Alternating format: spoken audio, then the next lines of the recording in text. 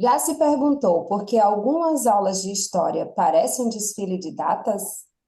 E outras parecem uma viagem no tempo?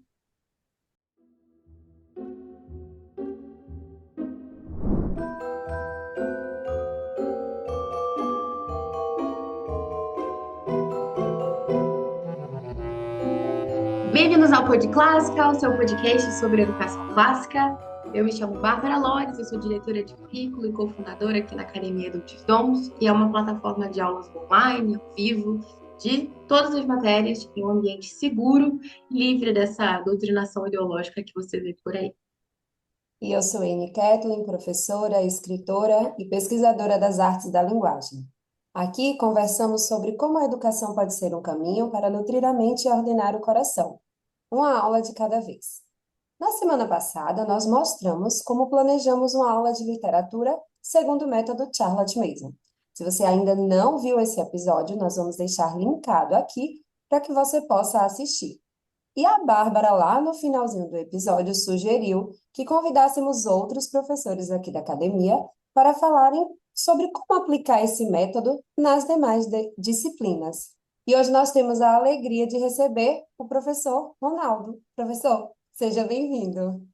Muito obrigado. Uma alegria estar com vocês. Alegria toda nossa. Ronaldo, eu queria pedir para, de repente, você começar se apresentando, para quem não te conhece.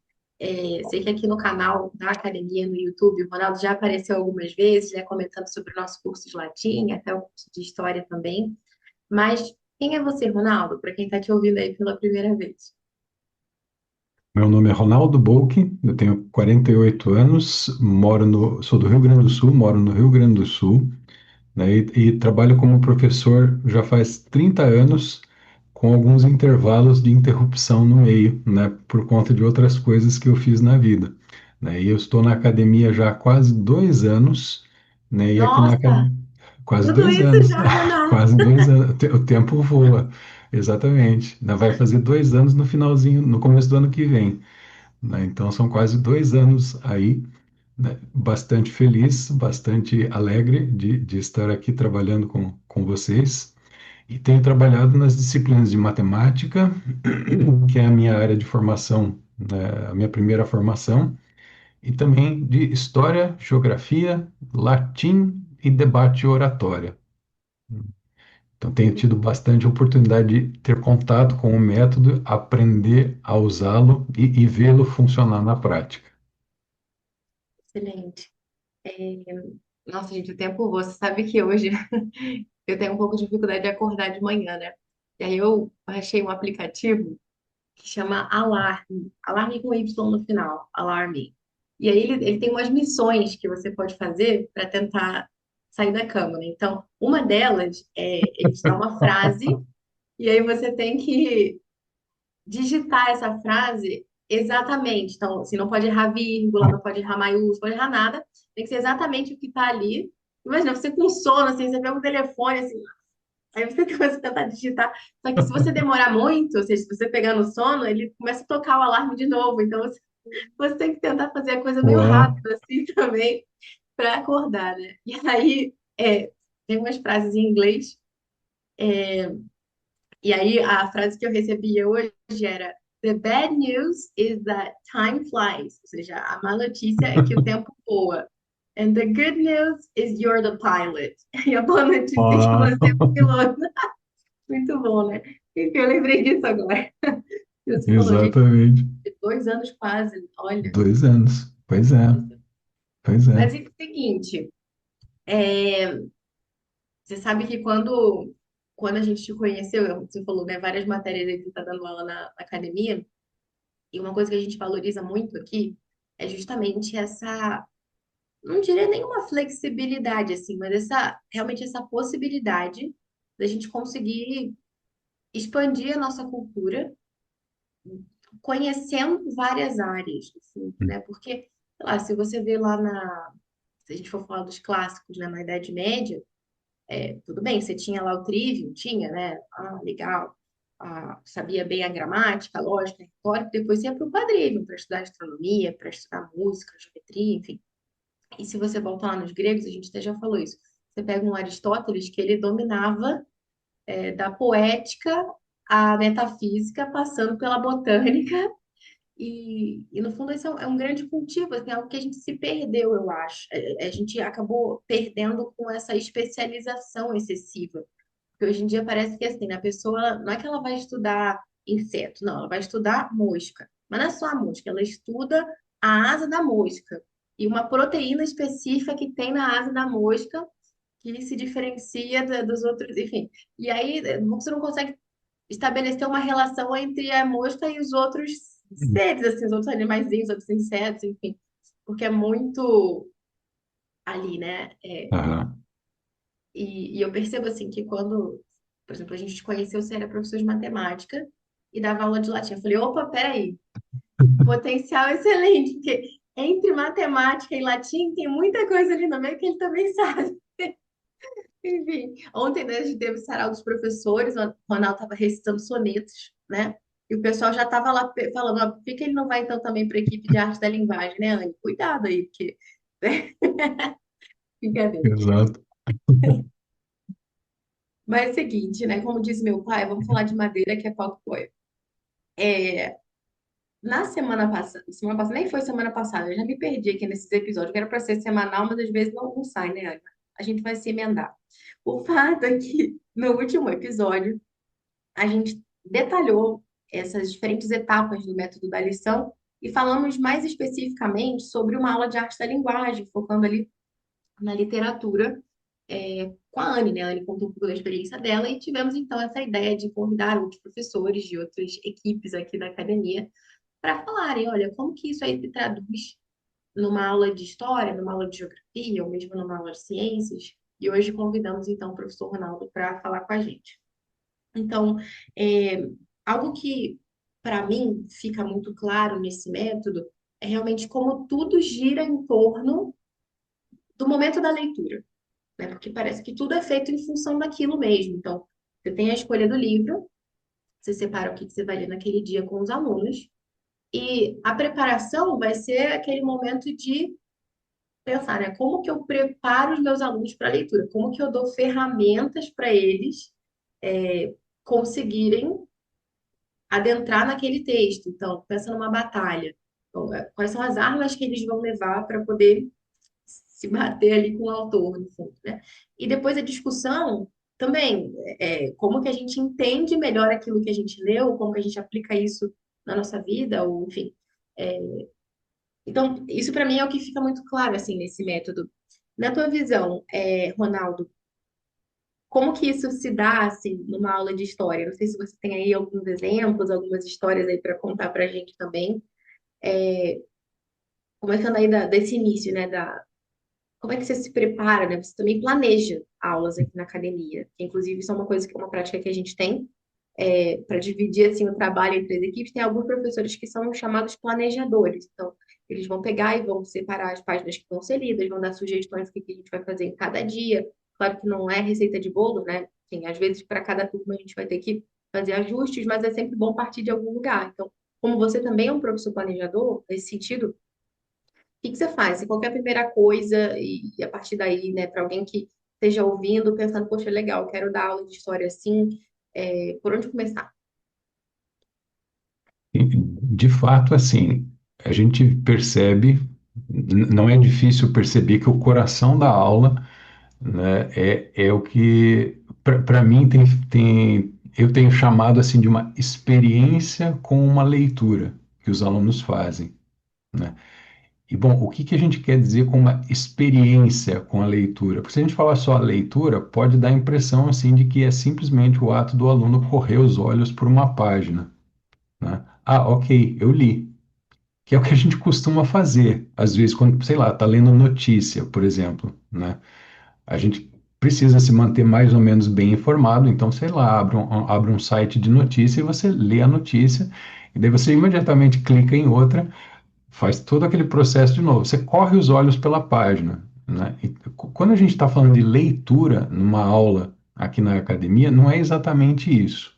Então, eu tenho entendido isso como um outro tipo de experiência. E a gente já vai falar um pouquinho mais sobre o que que é essa experiência.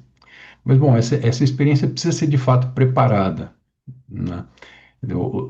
ela tem um preparo prévio, né, que habilite os alunos a tirar o máximo possível dessa experiência. Então, assim, a gente diz que esse preparo ele é uma das etapas da aula, né? Então, primeira coisa que a gente vai pensar, bom, claro, tá determinada qual vai ser a leitura da aula, qual vai ser o texto que a gente vai ler. Então, a gente tem que pensar de que os alunos precisam para tirar o máximo possível daquela leitura. Então, em primeiro lugar, eles têm que estar preparados para enfrentar o vocabulário que aparece naquele texto, né? Não pode ter, eles não podem ficar tropeçando em palavras desconhecidas o tempo inteiro, né? De modo que isso trunque a experiência, né? Então a gente elucida esse vocabulário antes. A gente apresenta para os alunos, olha, vão aparecer algumas palavras aqui que talvez ofereçam dificuldades. São essas aqui, né? Com significados breves, né? E quando, claro, a palavra tem uma multiplicidade de significados, você escolhe aqueles que são adequados, né, para o texto, né? Então esse é um primeiro momento.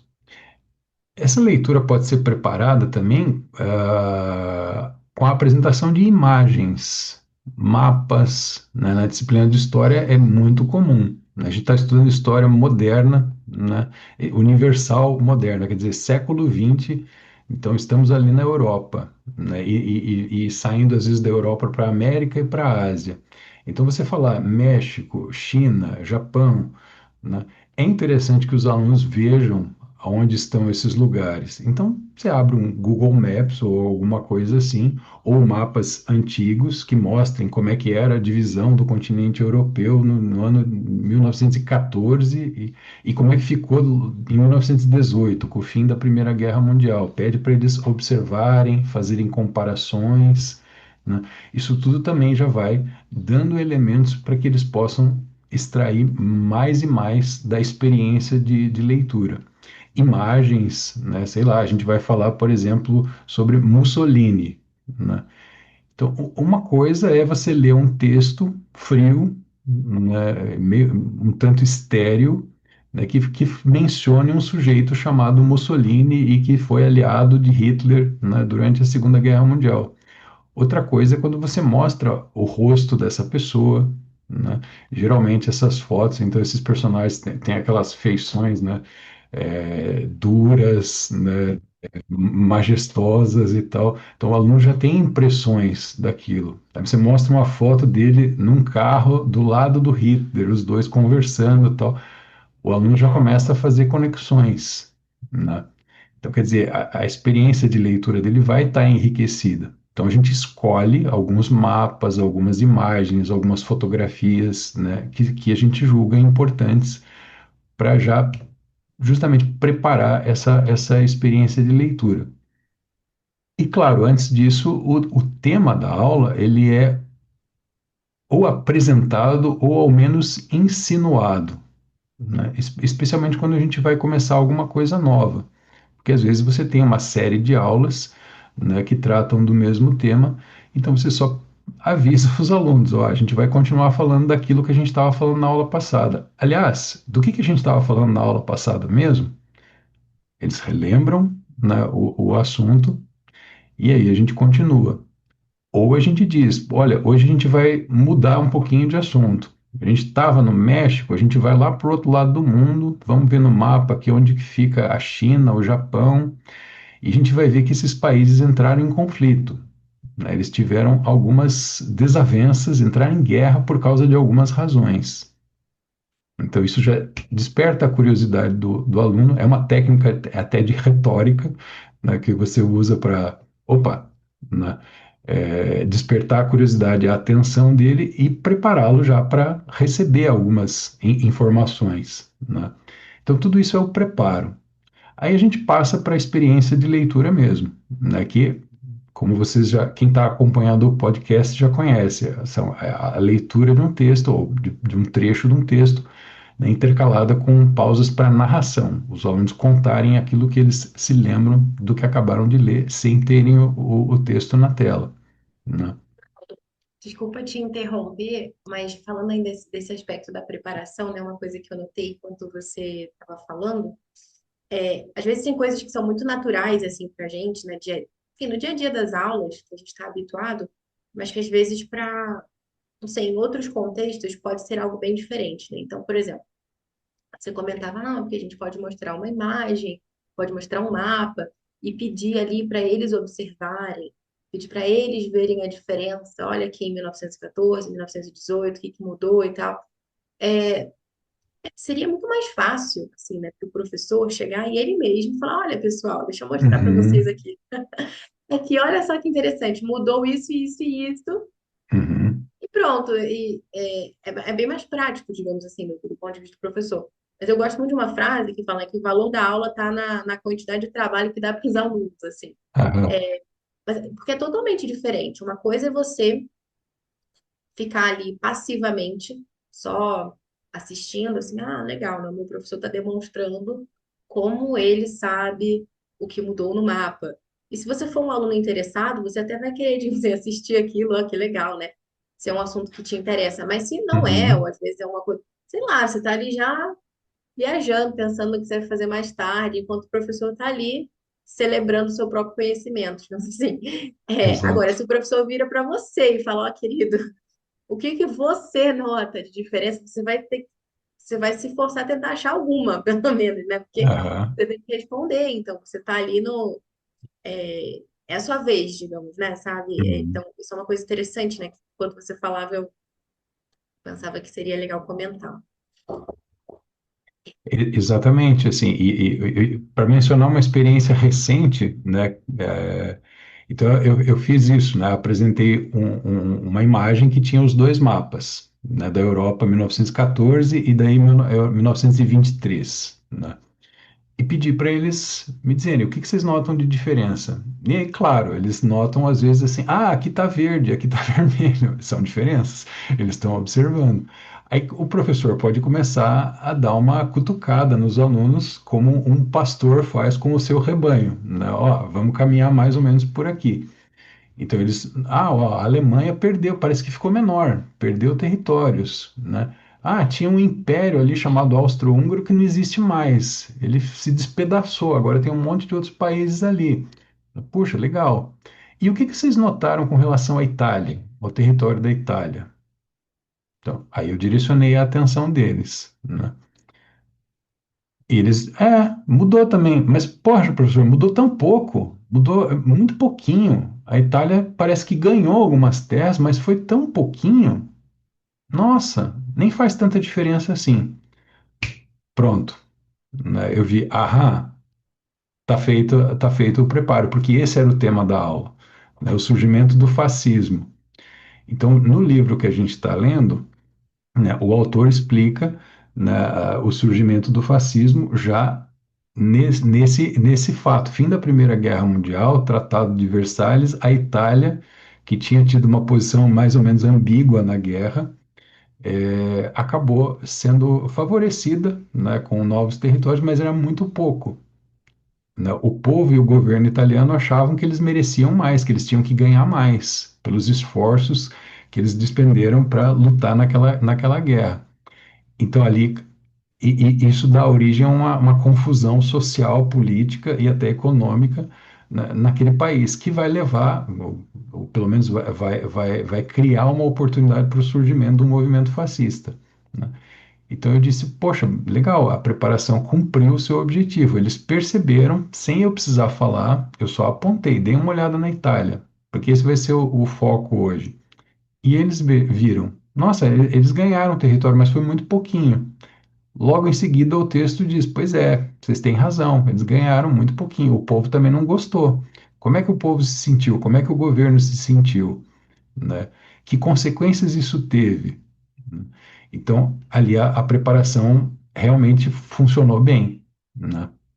Sim. E é um elemento também, né, de animar a expectativa dos alunos, Uhum, sabe? Aquela exatamente. coisa assim de, como você falou, né, da espécie de estratégia assim, retórica também, né? Ao mesmo tempo que você, peraí, agora eu quero ler porque eu quero descobrir Aham, alguma coisa, né? E aí realmente você exatamente. despertou o interesse. É diferente de eu chegar para você e te dar uma informação que, É, assim, que você não tá, não sei, né? Não tem o menor interesse em saber, nunca, sabe? Uhum. Acho que o papel do professor, em muitos casos, é fazer, assim, é despertar nos alunos o desejo de saber, mais do que simplesmente, legal, aprenda isso Exatamente. daqui, mas como fazer com que eles queiram saber, Uhum. de fato, né? E outra coisa também que eu estava pensando enquanto você comentava, né, de, olha, a gente vai falar hoje sobre, né, sei, estava comentando um exemplo, agora me fugiu, mas de uma forma que a gente também não dê spoilers, né? Porque tem gente que às vezes fala assim, olha, pessoal, na leitura de hoje, a gente vai falar sobre como a população italiana estava insatisfeita por ter recebido poucos territórios. Tá, mas tipo, já falou o final, assim. É diferente de falar, tá, realmente, vamos ver isso aqui. Poxa, o que será que vai acontecer agora, né? Então, Exato. Exatamente, né? Quer dizer, você insinua, né? Para o aluno não ficar perdido, né? Nós vamos falar do que hoje, né? Então ele tem que mais, ó, nós vamos falar da Itália, né? Do que aconteceu na Itália depois da Primeira Guerra Mundial, que é um assunto então que eles já estudaram, né? Então, ok, aí a gente vê o mapa da Itália, vê esse problema. E quando o texto começa e menciona esse fato, eu percebi no olhar dos alunos, de alguns deles, assim, aquele brilho, tipo, o texto está falando uma coisa que eu vi. Eu vi o mapa, eu sei do que o texto está falando, eu percebi isso, né? Então, quer dizer, além de você estimular a curiosidade do aluno para o momento da leitura, que é o momento então onde o conhecimento se dá mesmo, né? Aquilo se transformou numa própria celebração do conhecimento dele, né? Ele disse: Puxa, eu estou entendendo, eu estou por dentro do assunto, né? Eu percebi esse problema vendo um mapa, sem ninguém me falar nada. Eu vi, né? Então, isso também estimula a curiosidade dele, né, do aluno, para saber, poxa, então o que que vai acontecer? E quando, né, o tema do surgimento do fascismo é apresentado, o aluno tem uma linha, né? Claro, a gente sabe que em história tudo isso é muito complexo. Você estabelecer relações de causa e consequência, qualquer livro de história, né, tenta explicitar isso o máximo possível. Nem sempre aquilo corresponde à realidade, mas para o intelecto da gente é o que basta, né? Então, quer dizer, o aluno fez ele passou por essa experiência, né? Aquilo não é como a Anne falou na apresentação do programa de hoje, né? A aula de história é só um monte de datas, né? Um monte de informações soltas que o aluno meio que memoriza. Não, ele está seguindo uma linha, né? A inteligência dele está funcionando, não só a memória dele está funcionando ou sendo convocada a funcionar, né? E essa operação ela continua acontecendo então nesse momento de experiência da leitura, com a leitura de um bom texto, né, de um chamado livro vivo, em que ele pausa para contar aquilo que ele leu, né, e daí segue adiante, né? E eu tenho tido, aí a Bárbara pode me corrigir, né, se eu estiver falando besteira, né, se eu estiver forçando muito a barra.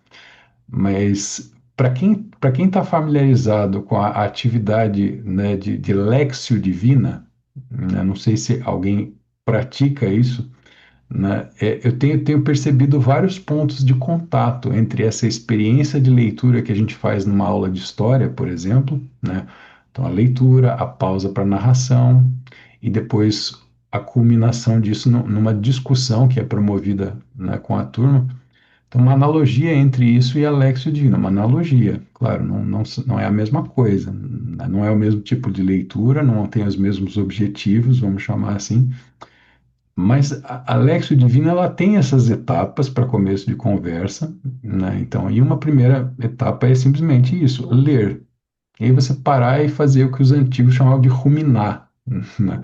Você ficar recontando aquilo a leitura bíblica que você está fazendo, né? Um pouco como, né, as imagens bíblicas do profeta Ezequiel e do apóstolo São João, que eles recebem o rolo das escrituras para comer, né? Que é uma imagem poderosíssima. Quer dizer, é para você engolir aquele texto, transformar aquilo em você, né? Então a leitura tem que fazer isso também, guardadas as devidas proporções, fazendo as devidas mudanças, né? Mas quer dizer, o aluno numa aula de história está engolindo uma leitura, ruminando aquilo e assimilando aquilo, não só decorando, memorizando, como a Anne disse no começo, mas ele está, de alguma forma, transformando aquele conteúdo, né, aquele conhecimento, nele mesmo. Aquilo está sendo incorporado a ele, né? E aí vai surgir, aí existe a possibilidade de surgir uma boa discussão, né? A Bárbara falou, então a gente tem alguns professores que planejam as aulas, e aí parte do trabalho deles é criar, né, sugestões de discussão para o fim da aula. A discussão seria assim, quando o professor apresenta uma pergunta, né, que não seja boba, né, do tipo, o que vocês acharam, né, do Mussolini? Ah, eu achei ele malvadão, eu achei... Tem que ser algo mais, mais inteligente do que isso, né? Então, alguma questão para reflexão. Mas o mais legal é quando o aluno estraga o trabalho do planejador, né? E ele traz, né, questões assim do tipo, por exemplo, poxa, professor, a gente estava vendo então que os fascistas eles surgiram num momento de muito caos dentro da Itália, por causa do fim da Primeira Guerra Mundial, em que também estava surgindo o comunismo, que é uma das linhas mestras do nosso estudo de história esse ano, um pouco, né, como Nossa Senhora falou, né, a Rússia vai espalhar seus erros pelo mundo, então a gente está vendo o movimento comunista se espalhando e as reações a ele, para chegar até a falar da Guerra Fria. Então os alunos perceberam, poxa, o comunismo surgiu ali também, daí surgiu o fascismo, mas assim, a gente que tem para nós assim que o comunismo é mal, então os fascistas são bons, já que eles estão combatendo o comunismo? Aí eu devolvo a pergunta: o que te parece? Né? Parece que a gente pode chamar aquelas pessoas de boas, né? Que eles eram assim defensores do bem, né? Da verdade e tal. E ele diz não. Então eu não estou entendendo, professor, como pode ter um grupo mal combatido por um outro grupo que também é mal, né? Então, olha, então você está crescendo na sua compreensão de mundo. Nem tudo é assim tão claramente dividido. Não existe os bonzinhos de um lado e os malvados do outro, né? Alguns perguntam: e a igreja, professor, apoia quem numa luta como essa? Como a igreja se posiciona? Então, quer dizer, a gente começa a discutir, né, a respeito desse assunto sem necessariamente pressa de rotular as respostas dos alunos como certas e erradas. Do tipo assim, hoje na discussão, fulano, você estava errado, você estava certo. Não se trata disso. Isso mataria o bebê no berço, né? Isso seria um aborto, assim, porque a questão tem que ficar fermentando, às vezes, no intelecto do aluno. Ele não precisa ter uma resposta pronta, imediata para aquilo, né? Ele pode conviver como acontece com a gente. Às vezes a gente convive anos com uma pergunta, né? Em busca de soluções de respostas para essa pergunta, lendo vários livros, conversando com muita gente, mudando de ideia, né, ao longo dos anos. Mas a pergunta está lá. E se ela é importante para você, ela diz algo a respeito de você, de quem você é, da sua vocação, dos seus interesses, né? E quando a gente descobre isso, a gente se torna mais gente, né? Menos massa e mais gente, né? Então você tem as suas perguntas e você vai atrás de respostas para elas. Elas não precisam vir prontas para você memorizar e responder na prova, né? Então, quer dizer, a discussão não precisa necessariamente ter um fecho nesse sentido, né? Ela pode deixar o aluno com uma pulga atrás da orelha, né? Uma pulga que vai morar lá, vai alugar a orelha dele por anos, às vezes, né? Mas isso está mostrando que a inteligência dele está trabalhando e que, portanto, ele está vivo, né? E esse é um ponto que eu considero importante e tenho achado lindo de ver quando acontece, assim, né? Não é uma tarefa que o aluno fez para agradar o professor, agradar os pais, né, para dar um check no fim do dia e dizer, ok, aula terminada, acabou, vamos para a próxima. Então, isso é interessante, né? Quer dizer, as próprias aulas, então, por causa disso, elas seguem um ritmo que a gente pode chamar de mais contemplativo, né, do que mercadológico, assim, né? Do que protocolar. Quer dizer, ó, tem um programa, ok, cumprimos, vamos para a próxima, né? Então, as coisas ficam na cabeça, no coração dos alunos por mais tempo, assim, né? Não, isso é muito interessante. Enquanto você estava falando, né, de não ter pressa, às vezes, para até corrigir alguma coisa assim do aluno, isso é muito curioso, né? Até, por exemplo, uma coisa que é bem comum desses momentos de discussão é a gente entrar também, tem aspectos de caráter, né? Então, por exemplo, fulano aqui, né? Fulano sei lá, esse rei aqui, ele era um bom rei. Primeiro que eu tenho que conhecer o fulano, eu tenho que saber o que que é um bom rei, para saber se o fulano era um bom rei, né? Quais eram os vícios, as virtudes dele, coisas assim. E é interessante que às vezes os alunos eles podem dar opiniões que sejam bem fortes Aham. é, e às vezes assim nada politicamente corretas em alguns casos, né? Então, por exemplo, eu acho que tinha que entrar lá naquele país e matar todo mundo, por exemplo. Então, a primeira coisa que você, às vezes, um primeiro impulso, claro que não, isso seria errado, né? Matar as pessoas. Mas, pense, se você já chega de cara com o pé na porta, dizendo para o aluno que, olha, isso que você está dizendo está errado, você perde uma oportunidade de entender por que que ele chegou àquela conclusão, né? Quais são as premissas. O que que ele está levando em conta para dizer que realmente deveria invadir ali aquele lugar e matar todo mundo, sabe? É, e se você já acha, não, isso está errado, ele até vai pensar duas vezes antes de emitir a opinião dele da próxima, sabe? Exatamente, exatamente. Pô, tudo que eu falo tá errado, então é melhor eu Uhum. ficar quieto e continuar pensando minhas maluquices sozinho no fundo, né? Então, e Sim, você não consegue. Então, se você pensa num médico, né, querendo diagnosticar um paciente, você quer que o paciente fale para que você consiga ver o que está acontecendo ali no fundo, né? sim, exatamente. Quer dizer, e outra, né? O professor passa a ser visto como aquela figura de autoridade da qual ninguém gosta e da qual ninguém precisa, no fim das contas, né? Quer dizer, o ambiente da aula tem que ser seguro o suficiente para o aluno cometer erros, de ser corrigido quando precisa, né? Expressar o que ele sente, mesmo que aquilo seja meio chocante, né?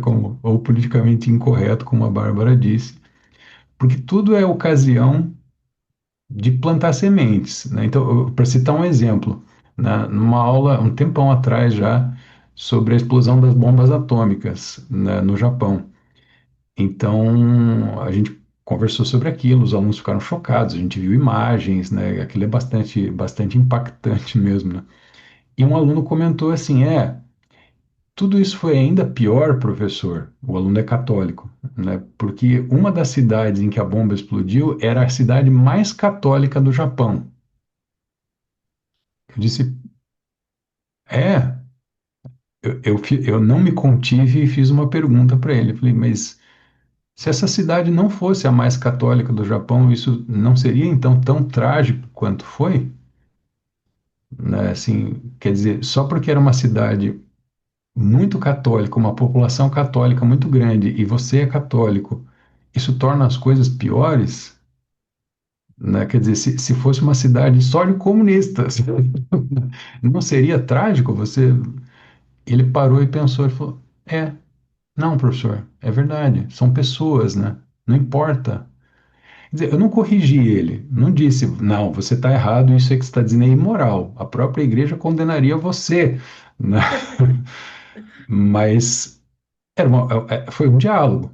E se ele me respondesse, não, eu acho que sim, que católicos têm mais direito de viver do que os outros, a gente poderia levar a discussão para um outro lugar, né? Mas sem isso, sem você oferecer uma resposta pronta, moralizante, né, que mostra que você é o dono da razão e que você está ali para impor essa razão para eles.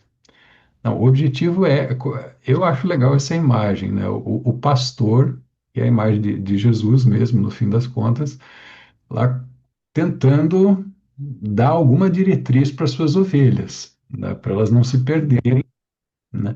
Mas, né, mesmo Jesus, a gente vê na relação dele com os discípulos, eles tinham total liberdade de errar, de falar besteira pra caramba, né? Eles tinham liberdade de dizer, Senhor, quer que a gente mande fogo do céu vir cair em cima desse povo aí que não quis te acolher?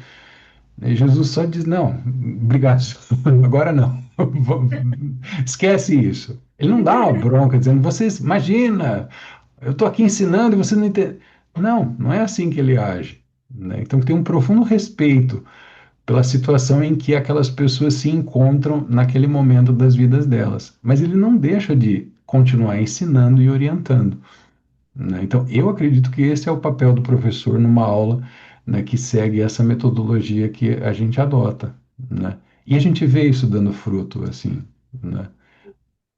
E você falava também, Ronaldo, né, de que a maior alegria é quando, né, aquela uma, duas perguntas que a gente preparou para a discussão nem Uhum. dá tempo de dar, porque os próprios alunos surgem, né, com coisas. Aconteceu comigo bem recente, até estava dando a aula lá, que a gente começou, né?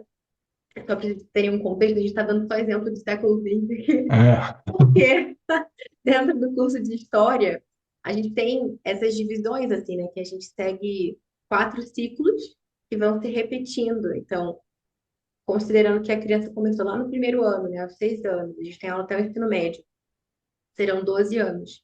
Ela vai conseguir passar por cada um desses períodos, né? Desses 4 períodos, 3 vezes. Então, e a gente está agora no último, né? Que é justamente a contemporaneidade. É por isso que a gente só vem esses exemplos É. agora. Mas aconteceu comigo recentemente também, de uma aluna, que a gente tinha acabado de ler o texto lá, que começava a descrever o imperialismo japonês, assim, né? Aquele Aham. desejo que eles tinham de expandir território, pegar um pedacinho da China aqui, outro ali e tal.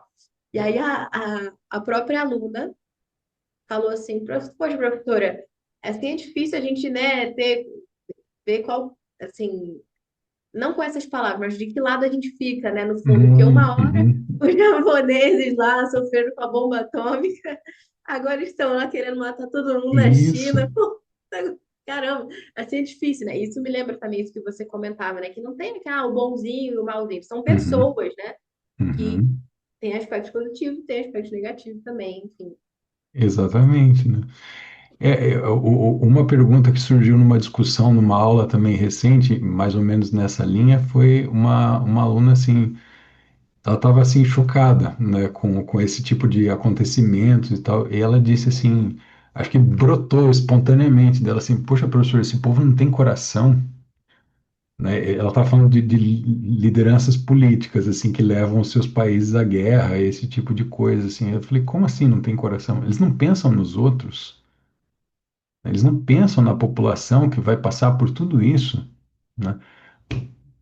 Como deveria ser um bom líder, na sua opinião, né?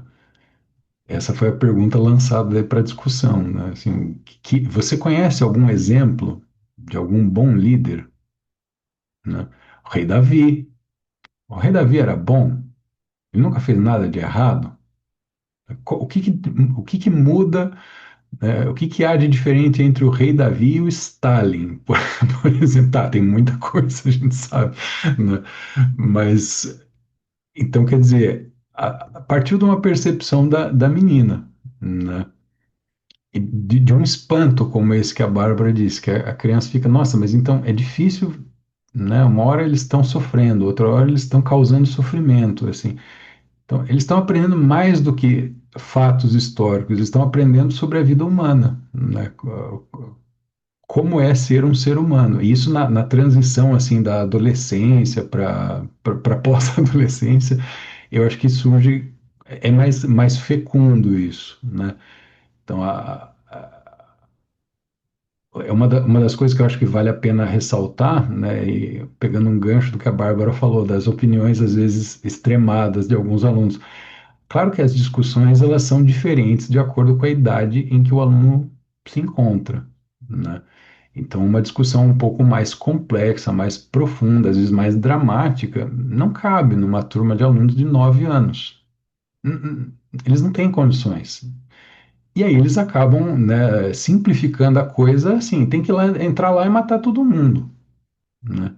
Então a gente não pode se horrorizar com isso, a gente tem que traduzir. Bom, na linguagem dele, ele está dizendo assim: poxa, é muita maldade o que essas pessoas estão fazendo, é injusto isso. Deveria ser feito, a gente deveria poder fazer alguma coisa, né? É até onde eles conseguem chegar, naquela idade. A maturidade deles, da idade, permite eles chegarem até ali, né? Com os mais velhos, as discussões ganham em nuances, em profundidade, né? Então, o professor também tem que levar isso em conta antes de sair batendo na cabeça do menininho, que, como a Bárbara falou, quer entrar lá e matar todo mundo, né? Bom, gente, então é, eu acho que já, né, temos várias ideias aqui agora, né, de como se mostra uma aula de história seguindo essas diferentes etapas que nós descrevemos aqui para vocês, né? De preparação, leitura, narração, discussão. Hoje a gente nem comentou tanto sobre o aspecto da narração, mas que é algo que vocês já, enfim, algo que a gente sempre fala aqui, né? Que é basicamente recontar com as próprias palavras, e é algo que eu identifico muito com aquele ruminar que o Exato. Ronaldo mencionava também. Adorei essa comparação. A gente tem que fazer, acho que um só para falar disso, né? Só para explicar a isso divina e como que isso se relaciona.